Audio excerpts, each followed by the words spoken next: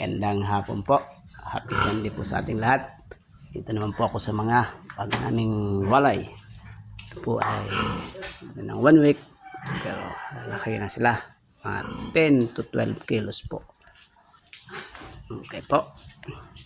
Hindi po biro ang mag-alaga ng baboy. Mga kapigi. God bless to all of us. Ito po ang aming mga inahin. Dito po. Yan ang aming bor. Pinakamalaking bor namin. Yan ay lahing white turok. Lahing pong creek view. Ano naman yan. Ito po yung mga inahin namin. Mga buntis na po yan. Hindi pwede kailangan, hindi mataba para maraming anak. Yan ang mga white. Yan ay mga puti. Lahing white dorok. Ito po yung dorok namin na inahin. Large white po namin yan. Malaki din. Ito po yung mga inahin namin. 12 po yan sila ng mga inahin.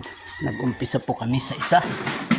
Sa awa ng Diyos kami pinagpala. Yan ang 12 na at 2 bor. Yan ang bor natin. Galing creek view. Ang lapad. Po yung isa. Different.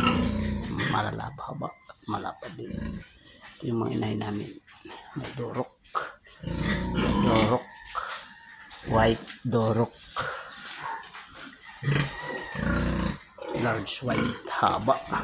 Laki. Yan ang mga inahin namin. Kami. 12 yan. Nag-umpisa lang po kami sa isa. Ang development ay mabilis. Basta tayo po ay masinop at matyaga. Mayroon pa kami dito ang patinay na malalaki na rin. Naman. Your feeds po. Ultra pack po yan. Rower na po yan. Magpipinisir na po. Malalaki na rin po. 80 kilos to 70 kilos na po yan. List of all of us. Yung mga bagong walay.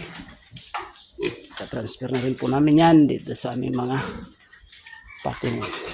Dito po yung aming rompar patinay. Hindi po biro ang mag-alaga. Pero sa tiyaga, sa isang baboy, ngayon po ay marami na po. God bless sa ating lahat.